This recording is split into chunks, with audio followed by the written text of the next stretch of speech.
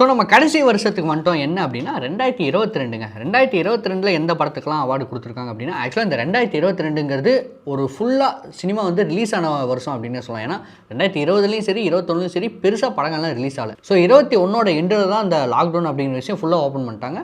So அந்த 2022ல் தான் நிறைய படம் வந்து ரிலீஸ் ஆச்சு. அதில் எந்த படத்துக்கெல்லாம் அவார்டு கொடுத்துருக்காங்க அப்படின்னா, ஃபஸ்ட்டு படம் கார்கி படத்துக்கு வந்து கொடுத்துருக்காங்க. யார் நடிச்சிருப்பாங்கன்னா சாய் பல்லவி நடிச்சிருப்பாங்க. அந்த அப்பா பொண்ணு கான்செப்டில் ஒரு படம் வரும் இல்லையா, அந்த படத்துக்கு தான் இவங்க வந்து ஃபஸ்ட் ப்ரைஸ் கொடுத்துருக்காங்க.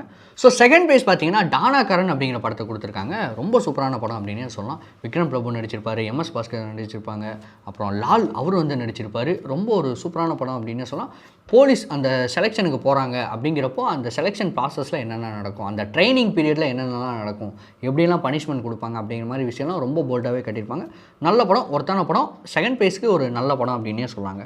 ஸோ தேர்ட் ப்ரைஸ் எந்த படம் கொடுத்துருக்காங்க அப்படின்னா விட்னஸ் அப்படிங்கிற படத்தை கொடுத்துருக்காங்க. அண்ட் ஃபோர்த் ப்ரைஸ், அதாவது ஸ்பெஷல் மென்ஷன் எந்த படத்துக்கு அப்படின்னா இரவின் நிழல் அந்த படத்தை கொடுத்துருக்காங்க. அவார்டு கொடுக்கலனா நான் வந்து சூசைட் பண்ணியிருப்பேன் அப்படிங்கிற மாதிரிலாம் நம்ம பார்த்திபன் சொல்லியிருக்கிறதுக்கும் வாய்ப்பு இருக்குது. ஸோ அந்த படத்தை கொடுத்துட்டாங்க. அதாவது ஒத்த சிறப்பு படத்துக்கும் கொடுத்துட்டாங்க, இரவின் நிழல் படத்துக்கும் கொடுத்துட்டாங்க. ஸோ ஒரு நல்ல விஷயம் அப்படின்னே சொல்லலாம். ஆக்சுவலாக அவார்டுக்கு ஒர்த்தான படம் தான் இந்த ரெண்டுமே. ஸோ இதையும் தாண்டி எந்த படத்துக்கெல்லாம் அவார்டு கொடுத்துருக்கலாம் அப்படிங்கிற மாதிரி டிஸ்கஷன் போயிட்டுருக்கு அப்படின்னா, நெஞ்சுக்கு நீதி அப்படின்னு ஒரு படம் ஒன்று வந்ததுங்க. உதயநிதி ஸ்டாலின் அவர் வந்து நடிச்சிருப்பார்.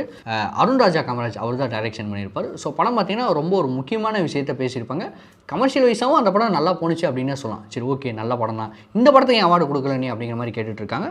ஸோ உங்களுக்கு என்ன தோணுது அப்படிங்கிறத கமெண்ட்டில் சொல்லுங்கள். இல்லை கொஞ்சம் சொல்லாத நீ சொல்லாத, வேணாம். ஸோ அதையும் தாண்டி இந்த தேர்ட் ப்ரைஸ் அப்படிங்கிற படம் வந்து கொஞ்சம் கமர்ஷியலாக போன படத்துக்கு தானே சொல்கிறீங்க. இந்த படம் கமர்ஷியலாக போச்சு ஏன் கொடுக்கல அப்படிங்கிற மாதிரி கேட்குறாங்க. என்ன படம் அப்படின்னா திருச்சிற்றம்பலம் படம்.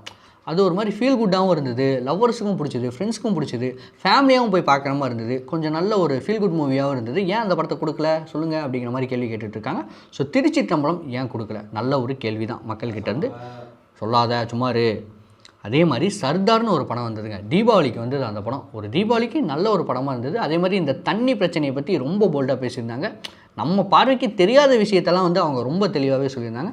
அந்த படத்துக்கு ஏன் அவார்டு கொடுக்கல அப்படிங்கிற மாதிரிலாம் கேட்டுட்ருக்காங்க. அண்ட் அதையும் தாண்டி நிறைய நல்ல படங்களும் வந்தது. அதெல்லாம் எங்கே போச்சு, ஏன் அதுக்கெல்லாம் அவார்டு கொடுக்கல, ஏன் வந்து தெரியாத படத்துக்கெல்லாம் கொடுத்துருக்கீங்க அப்படிங்கிற மாதிரி இந்த 2022 பொறுத்த வரைக்கும் நிறைய பேர் கேட்டுட்ருக்காங்க. ஸோ உங்களுக்கு என்ன தோணுது அப்படிங்கிறத கமெண்ட்டில் சொல்லுங்கள்.